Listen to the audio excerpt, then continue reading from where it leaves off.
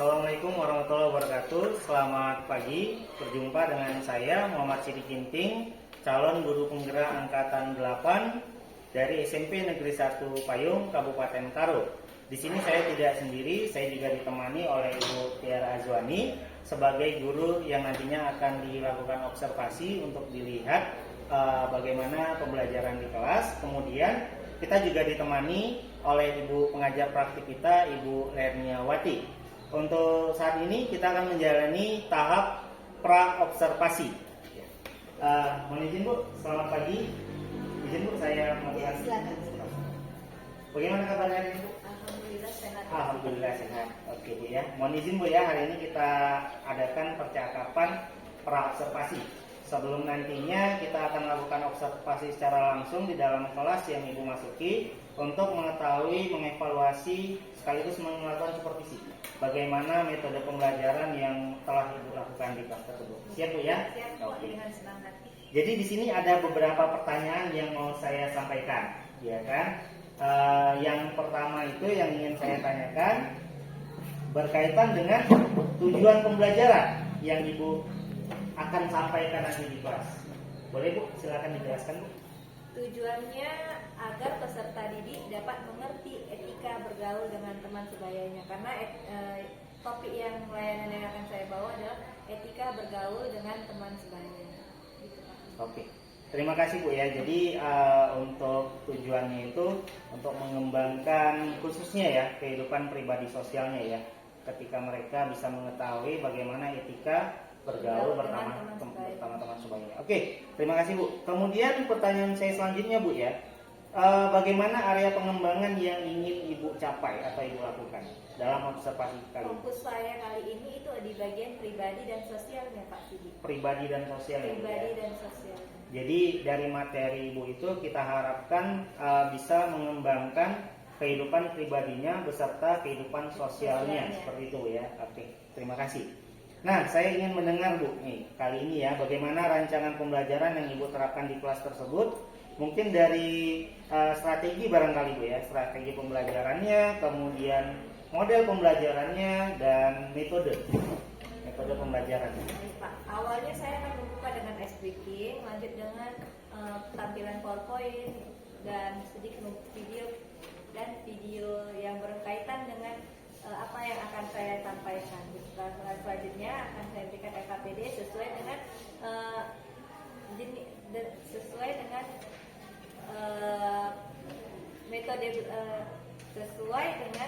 metode belajarnya mereka.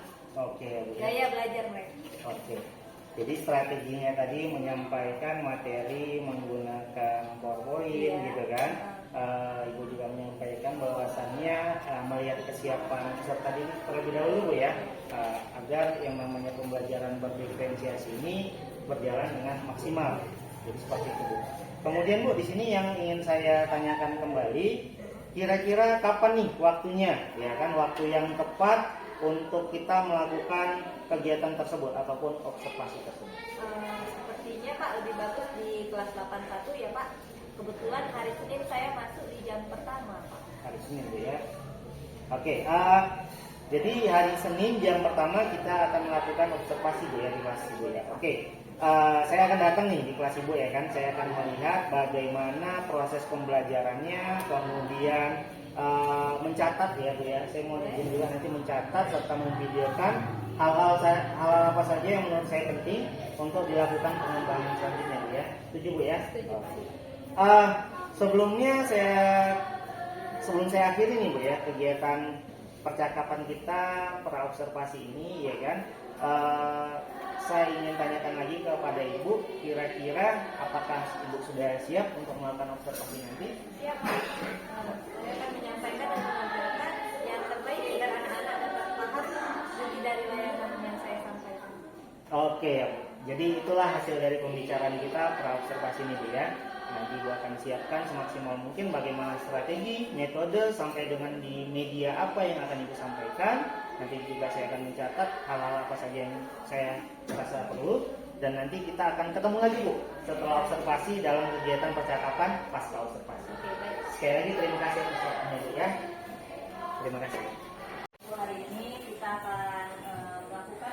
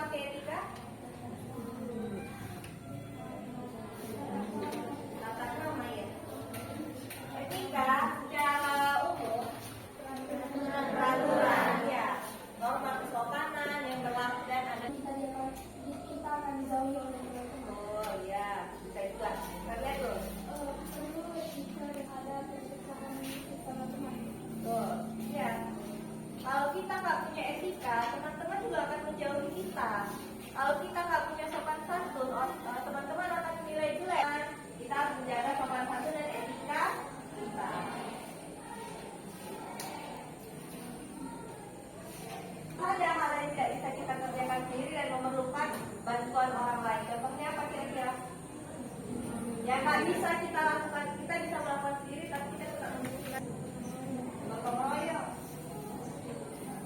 Ketika kita sakit, kita bisa merawat diri kita sendiri, tapi lebih baik dirawat orang lain. Karena belum tentu kita bisa sembuh kita.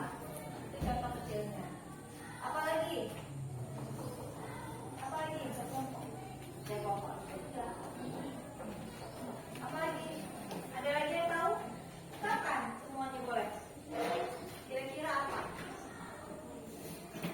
Ada lagi yang tahu?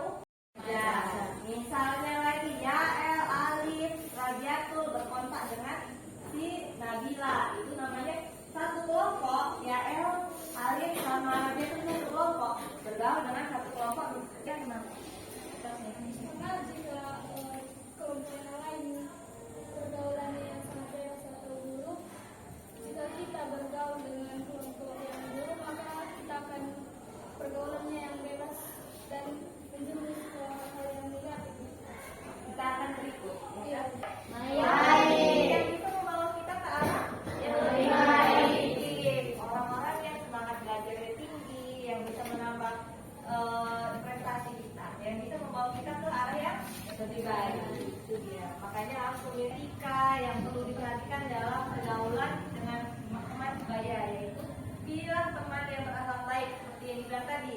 Kalau temannya baik, kita juga akan baik. Bertemanlah dengan yang memiliki semangat belajar yang tinggi. Jadi salinglah sikap saling membantu dan memberi saran dalam kelompok. Jadi kalau misalnya kita dalam kelompok, jangan hanya diam saja dia melakukan kesalahan atau dia tegur. Ayo teman, belajar ini. Pergaulan persahabatan adalah ini, kalian semuanya ini bersama teman sepantaran, yaitu ada rasa saling senang, misalnya satu hobi, satu kesukaan, atau satu sekolah, itu yang menjadi namanya pergaulan persahabatan. Misalnya si Cesia suka Korea, Alisti suka Korea, karena sama-sama suka Korea, mereka bersahabat dekat. Misalnya siapa lagi, Nabila suka menggambar dan Desita suka menggambar, karena suka sama hobinya, jadi bersahabat dekat mereka, mendiskusikan hal-hal yang mereka sukai, seperti itu ya. Itu yang namanya pergaulan persahabatan. Bagaimana dengan pergaulan percintaan? Jangan iya, iya benar. Jadi begini, di usia kita sekarang, masa-masa remaja dikenal dengan mulai matangnya hormon-hormon kita, dan juga mulai masuk ke tahap pubertas. Jadi yang namanya suka sama teman atau suka sama teman, mau yang teman atau kakak kelas atau itu wajar. Karena memang itulah saatnya kita mulai berkembang, mulai kita suka-suka, mulai kita merasa deg-degan kalau melihat gebetan kita lewat, mulai kita menyukai novel-novel romantis, menyukai film-film yang bisa membuat kita membayangkan gimana rasanya mengembangkan perasaan kita. Nah itu. Kalau yang laki-laki mungkin mulai suka sama perempuan yang imut-imut, yang manis-manis, itu aja. Iya. Karena itulah hal yang lumrah untuk kita asalkan masih di dalam hal yang normal, tidak kebablasan, tidak terlalu cepat dan tidak terlalu dewasa dalam hal yang kita lakukan pergaulan percintaan kita. Jadi kalau misalnya ada teman kita suka sama teman yang lain, sesama lawan jenis, mediakan aja, asal terus diingatkan, jangan sampai melewati batas, ya kan? Karena masih duduk di bangku sekolah. Iya. Kalau misalnya kamu melewati batas, nanti kamu bukan nyambung SMA, tapi sama neraka. Makan lagi kita. Ya. Selanjutnya, ada beberapa cara untuk membina hubungan yang baik dengan sesama teman, yaitu adalah belajar menghargai, belajar menghormati. Seperti saya bilang tadi, menghargai dan menghormati itu bukan hanya untuk orang yang lebih tua, tetapi juga sesama teman. Iya. Semuanya harus dihargai. Kalau kamu mau dihormati, Menghargai, iya. Mempunyai sikap mau mengerti. Nah, ini dia jarang. Maunya kita dimengerti terus. Tapi bagaimana dengan kita ke orang lain? Apakah kita mau mengerti? Biasanya itu yang masih sulit. Jadi belajarlah untuk saling mengerti. Selanjutnya, mau memberikan pujian. Jangan pelit sama pujian. Pujian kan nggak bayar. Pujian kan gratis. Kita jangan, halo teman, kamu hari ini manis sekali. Halo teman, kamu hari ini bagus sekali pakaiannya. Atau gimana yang bisa membuat hati teman kita senang. Karena dengan kalau misalnya hati kita senang, mau kita bagus, lama-lamaan juga teman kita akan menjadi teman yang baik. Dan mau memberikan motivasi. Kalau teman kita lagi down, lagi sedih, coba hiburlah motivasi dia. Tidak bercanda keterlaluan. Kadang-kadang ini terlalu sering. Pertama awalnya candaan, tapi lama-lama membuli.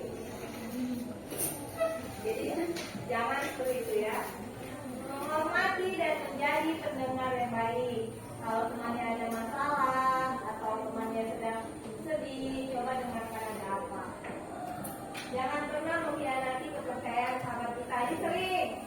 Kalau misalnya kita lewat satu geng, biasanya dengan kompas segala macam, pasti selalu menceritakan hal-hal rahasia atau yang hal-hal rahasia kita kepada teman kita, ya kan? Ya. Karena saling percayanya semua diceritakan, semua diceritakan. Tapi suatu saat temannya ini yang harusnya awalnya dekat, tiba-tiba tidak dekat lagi. Yang satu yang gak dekat ini karena udah Oke. Nah, sekian dari saya itu tentang etika pergaulan remaja kita. Sekarang ada tugas yang mau saya kasih ke kalian. Tadi udah kita bagi kelompoknya kan? Nah, kelompok audio ada satu kelompok yang terdiri dari 3 orang yang bernama Erika, Cantika, dan Nenesma. Mereka adalah kelompok yang terkenal di sekolah. Pergaulan mereka sangat bebas. Suatu pagi ada 2 orang, satu orang yang sedang lewat di depan kelompok pembuci. Kebetulan kelompok pembuci sedang asik berbicara dan yang sebagian merokok. Woi, merokok yuk. Nggak mau, merokok itu berbahaya. Iri banget sih. Soalnya lo. Nggak sok baik. Datanglah satu orang yang bernama sedang lewat.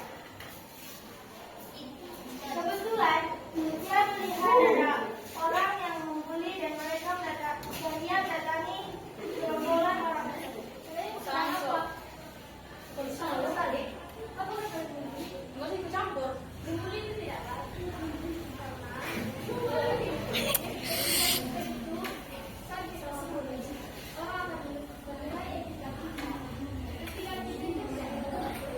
Kamu udah bernikah? Hah?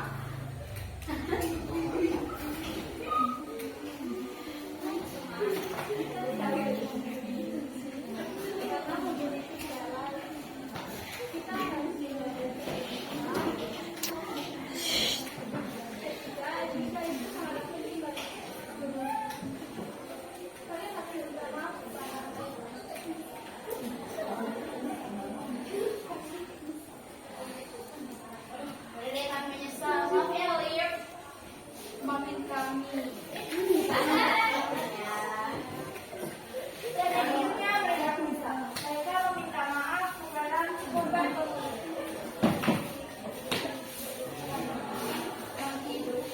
Sekian, terima kasih dari kelompok. Assalamualaikum warahmatullahi wabarakatuh. Selamat pagi. Masih berjumpa dengan saya Muhammad Sidi Ginting, calon guru penggerak angkatan 8 dari SMP Negeri 1 Payung, Kabupaten Karo. Di sini saya kembali masih ditemani oleh Ibu Tiara Azwani sebagai guru yang akan diobservasi yang telah diobservasi tentunya. Kemudian kita juga masih ditemani oleh Ibu pengajar praktik kita yang sangat luar biasa, Ibu Rerniwati. Terima kasih Bu sudah mendampingi kami dari tadi sebelum pra-observasi, observasi, dan kegiatan percakapan observasi. Sebelum kita ke Ibu, saya mau izin dulu untuk mereview kembali pembelajaran yang telah dilakukan oleh Ibu. Ibu Tiara, alhamdulillah sudah selesai Bu ya. Jadi setelah selesai Ibu masuk nih di dalam kelas tersebut, bagaimana perasaannya? Alhamdulillah senang. Senang Bu ya. Kondisi siswanya bagaimana? Mereka lumayan aktif hari ini. Jadi dari strategi pengembangan yang sebelumnya Ibu sampaikan kepada saya nih, menurut Ibu apakah sudah tercapai atau belum? 80% tercapai Pak, tapi masih ada kendala-kendala juga yang saya hadapi. Jadi secara persentase 80% tercapai Bu ya, walaupun memang kita tidak bisa abaikan ada 20% kendala Bu ya. Kendala dalam menyampaikan pembelajaran yang Ibu lakukan tadi di kelas 81. Jadi menurut Ibu kendala itu kendala yang seperti apa Bu yang Ibu alami? Kendala yang saya alami pastinya ada mungkin sebagian yang aktif, tapi ada juga yang masih yang tidak aktif. Itu sih, Pak. Oke. Jadi untuk kendala seperti itu ada siswa kita yang aktif nih Bu ya, kemudian ada yang tidak aktif. Kalau yang untuk yang aktif mungkin sesuai ekspektasi kita lah Bu ya. Jadi kalau untuk yang tidak aktif itu, ya kan, Ibu strateginya seperti apa? Apakah membiarkan mereka saja, ya sudahlah kamu nggak aktif, yang penting 80% oke, nilainya bagus gitu kan? Atau ada pendekatan khusus yang Ibu lakukan kepada 20%? Pastinya Pak, nanti saya akan panggil mereka mungkin dengan bimbingan kelompok atau layanan tambahan lainnya gitu. Rencana saya seperti itu. Oke, jadi untuk yang 20% tadi Ibu akan melakukan tambahan ya Bu ya, tambahan jam, layanan tambahan untuk bisa menyamakan lah setidaknya Bu ya, menyamakan persepsi mereka dari teman-teman yang mungkin sudah paham tadi. Jadi sedikit saya review kembali yang di pertama tadi saya tanyakan, sejauh mana strategi pengembangan yang Ibu sampaikan sudah berhasil atau belum? Ibu sampaikan 80% berhasil. Kemudian 20% ini ada sedikit kendala yang nantinya kendala ini akan Ibu fixkan supaya yang di satu kelas ini bisa memiliki persepsi yang sama. Seperti itu Bu ya. Oke. Ya Bu, bagus sekali Bu ya apa yang Ibu sampaikan. Kita tunggu nanti hasilnya. Mudah-mudahan apa yang Ibu tujukan bisa tersampaikan semua oleh siswa kita yang ada di kelas tersebut. Nanti kita ngobrol lagi Bu ya. Nah, nanti saya mau tanya-tanya lagi bagaimana apakah memang sudah 100% berhasil atau belum ya. Nah, sekali lagi selamat Bu sudah selesai kegiatan observasinya. Sekali lagi saya ucapkan terima kasih. Untuk selanjutnya saya berikan kepada Ibu. Silakan. Baik, terima kasih luar biasa. Iya, ya kalau saja ada seperti Pak Sidik dengan Ibu Tiara, ya kemarin juga saya sudah mengamati selama observasi tadi, ya pembelajarannya menarik ya karena memang di masanya tahapan anak-anak pelajaran seperti itu. Jadi saya rasa ada pembelajaran seperti itu anak menarik dan mereka bisa sebetulnya menarik ke dirinya juga hal baik mana yang harus dilakukan dalam diri mereka ya. Jadi mulai dari observasi tadi, Mas harusnya tadi kita observasi dulu baru ke kelas, tapi nggak apa kita dilakukan ketiganya tahap ujian. Jadi sepanjang ini Presiden sebagai cici juga luar biasa dan bisa menggali potensi, menggali apa yang ada yang dalam diri Tiara. Tiara juga sudah menangkapnya semuanya jelas dengan tujuan dari pembelajaran apa, negara itu mengulangi apa. Hanya sedikit tadi mungkin apa istilahnya kurang sedikit lagi Bapak pertanyaannya, istilahnya apa lagi yang ingin dikembangkan dari yang sudah dilaksanakan, kira-kira apakah ada hal lagi yang ingin dikembangkan lagi dari hal yang sudah disampaikan tadi gitu ya. Mungkin itu yang kurang sedikit tapi sejauh ini bagus, pelaksanaannya bagus. Ya, saya harapkan bisa berjalan seperti ini ke depannya, bersama-sama dengan Pak Sidik membangun sekolah ini dan membina anak kita dengan baik sehingga mereka bisa betul-betul berjalan di jalan yang sesuai dengan kita. Karena zaman ini semangat